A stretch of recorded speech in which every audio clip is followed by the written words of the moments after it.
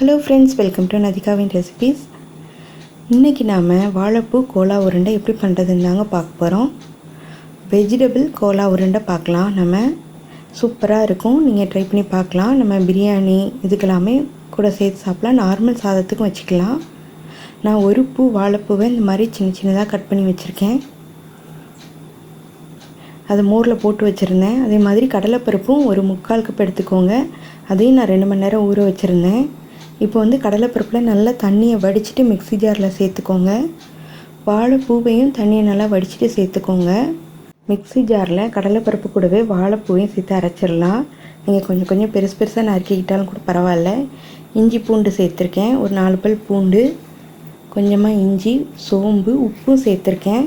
இதை நம்ம அரைச்சிட்டு வந்துடலாம். நல்லா இந்த மாதிரி அரைச்சா கூட போதும், கோர்ஸாக அரைச்சா போதும், ரொம்ப மையாக அரைக்க தேவையில்லை. நீங்கள் தண்ணி ஊற்றாமல் அரைக்கிறதுக்கே ட்ரை பண்ணுங்கள் முடிஞ்ச வரைக்கும். தண்ணி ஊற்றுனீங்கன்னா உருண்டை உடஞ்சி போயிடும் சீக்கிரத்துலேயே. இப்போ நான் ஒரு வாணலியில் 1 ஸ்பூன் எண்ணெய் விட்டுருக்கேன். நான் குக்கிங் ஆயில் தான் யூஸ் பண்ணியிருக்கேன். அது கூடவே ஒரு பெரிய வெங்காயம், கொஞ்சமாக காயத்தூள் சேர்த்துருக்கேன். நல்லா வதக்கிக்கலாம். நம்ம வெங்காயம் ரொம்ப நேரம் வதங்கணும்லாம் இல்லைங்க, கொஞ்சம் அந்த நேரம் மாறினோடனே போதும். ஒரு 1/4 ஸ்பூன் மஞ்சத்தூள், 1 ஸ்பூன் மிளகாத்தூள், இது தனி மிளகாத்தூள் தாங்க சேர்த்துருக்கேன். அதையும் சேர்த்து நல்லா வதக்கி விட்டுருங்க. இப்போ நம்ம அரைச்ச அந்த வாழைப்பூ கடலைப்பருப்பு இருக்கு இல்லைங்களா, அதை சேர்த்துக்கலாம். இப்போ எல்லாத்தையும் சேர்த்து நல்லா மிக்ஸ் பண்ணி விட்டுக்கலாம். நல்லா அந்த பச்சை வாசனை போகணும். ஒரு 3லேருந்து 4 நிமிஷம் வரைக்கும் நல்லா வதக்கிக்கோங்க. நல்லா வதக்கிட்டு இந்த மாதிரி பாருங்கள், பிடிச்சு பாருங்கள் உருண்டை பிடிக்க வருதான்னு. ரொம்ப கொல கொலன்னு இருந்தால் உருண்டை பிடிக்க வராது. இந்த மாதிரி உருண்டை பிடிக்க வரும்போது நம்ம ஸ்டவ்வை ஆஃப் பண்ணிவிட்டு எடுத்துடலாம். இன்னொரு கடாயில் 1 ஸ்பூன் எண்ணெய் ஊற்றிருக்கேன். அதில் பட்டை, கிராம்பு, ஏலக்காய், கல்பாசி, அன்னாசிப்பூ, நம்ம என்னென்ன தாளிப்போமோ பிரியாணிக்கு அதே மாதிரி தாளிச்சிக்கலாங்க. ஆனால் பிரியாணி எல்லாம் தேவை கிடையாது. அது தாளித்ததுக்கப்புறமா கொஞ்சோண்டு மிளகு, சின்ன வெங்காயம் ஒரு 5-6 சின்ன வெங்காயம் சின்ன சின்னதாக நறுக்கி வச்சுருந்தேன், அதையும் சேர்த்துக்கலாம். அது கூடவே இஞ்சி பூண்டு பேஸ்ட்டு ஒரு 2 ஸ்பூன் சேர்த்துருக்கேன். அதையும் சேர்த்து நல்லா வதக்கிக்கோங்க. தக்காளி 1 தக்காளி சேர்த்துருக்கேன். நீங்கள் கூட ஒன்று கூட சேர்த்துக்கலாம். இது பெரிய தக்காளி, அதனால் ஒன்றே ஒன்று சேர்த்துருக்கேன். நல்லா பெருசாகவே இருந்தது, நீங்கள் 2 தக்காளி சேர்த்துக்கலாம். அதையும் நல்லா வதக்கிக்கலாம். தக்காளி நல்லா வதங்கட்டும். பாருங்கள், இந்த மாதிரி நம்ம வதக்குனதை அந்த கடலைப்பருப்பு வாழைப்பூ இருக்கு இல்லைங்களா, அதை சின்ன சின்ன உருண்டையாக நம்ம பிடிச்சி வச்சுக்கணும். அந்த டைமில் இப்போ தக்காளி கொஞ்சம் வதங்கின பின்னாடி தண்ணி சேர்த்துக்கோங்க. நீங்கள் இதிலையே மசாலாத்தூள்லாம் சேர்க்கலாம், ஆனால் கமர்ற மாதிரி இருக்கும் குழந்தைங்க இருக்கும்போது. அதனால் நான் கொஞ்சமாக தண்ணி சேர்த்துக்கிறேன். திரும்ப கொஞ்சோண்டு மஞ்சத்தூள், ஒரு 1/4 ஸ்பூன் மஞ்சத்தூள், 1 ஸ்பூன் மிளகாத்தூள் சேர்த்துக்கோங்க. இது தனி மிளகாத்தூள் தாங்க. இப்போ கொத்தமல்லி பவுட்ரு சேர்த்துக்கலாம். இது குழம்புக்கு நான் அரைச்சி வச்சுருந்தேன் கொத்தமல்லி பவுடர் மட்டும் தனியாக தான் அரைப்போம். அதே மாதிரி சேர்த்துருக்கேன். மிளகாயோடு சேர்த்து அரைக்க மாட்டோம். அப்போ தான் நம்ம காரத்துக்கு தகுந்த மாதிரி அட்ஜஸ்ட் பண்ணி சேர்த்துக்கலாம். இப்போ எல்லாம் பச்சை வாசனை போகட்டும். போன பின்னாடி தேவையான அளவுக்கு தண்ணி சேர்த்துக்கோங்க.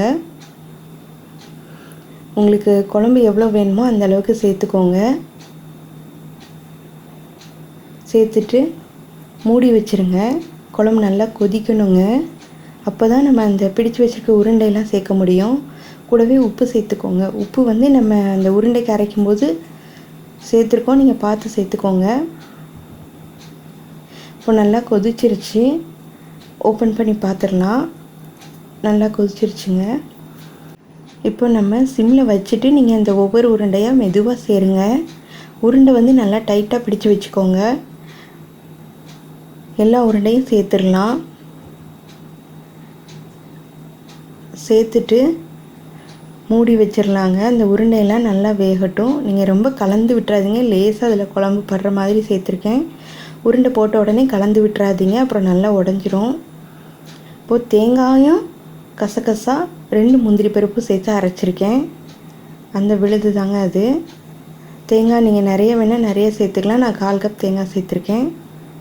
சேர்த்து நல்லா அரைச்சிட்டு ஊற்றியாச்சு. இப்போ நம்ம மூடி போட்டு கொஞ்சம் நல்லா அந்த உருண்டையில் வெந்து வரட்டும். நீங்கள் இட்லி பாத்திரத்தில் தனியாக அந்த உருண்டையை வேக வச்சு அதுக்கப்புறமா இந்த குழம்போடு சேர்க்கலாம். இல்லை எண்ணெயில் அந்த கோலா உருண்டை மாதிரி வறுத்துட்டு அதுக்கப்புறமா கூட நீங்கள் இந்த குழம்புல சேர்த்துக்கலாம். அதுவும் நல்லாயிருக்கும். நம்ம இன்றைக்கி அப்படியே சேர்த்துருக்கோம். 1-2 உருண்டை மட்டும்தாங்க உடைஞ்சிருக்கு, மற்றதெல்லாம் நல்லா இருக்குது. நீங்கள் தண்ணி சேர்க்காமல் அரைச்சி பாருங்கள், உருண்டை உடையவே உடையாது. ரொம்ப நேரம் கொதிக்க விடாதீங்க, ஒரு 7 நிமிஷம் போதும், உருண்டை வெந்துடும். இப்போ நம்மளுக்கு சாப்பிட்றதுக்கு ரெடி ஆயிடுச்சு வெஜிடபிள் கோலா உருண்டை குழம்பு. நான் இன்றைக்கி ஜீரா ரைஸ் பண்ணேன், அதோடு சேர்த்து இந்த குழம்பை சர்வ் பண்ணியிருக்கேன். நீங்கள் நார்மல் சாதத்துக்குமே இது நல்லாயிருக்கும், பிரியாணிக்குமே ரொம்ப ரொம்ப நல்லாயிருக்கும். இல்லை இட்லி தோசை கூட இந்த மாதிரி நீங்கள் செஞ்சு வச்சு சாப்பிட்லாம், ரொம்பவே டேஸ்ட்டாக இருக்குங்க. ட்ரை பண்ணி பாருங்கள். நம்ம சேனல் உங்களுக்கு பிடிச்சிருக்குன்னு நினைக்கிறேன். லைக் பண்ணுங்கள், ஷேர் பண்ணுங்கள், கமெண்ட் பண்ணுங்கள், சப்ஸ்கிரைப் பண்ணுங்கள். தேங்க்யூ.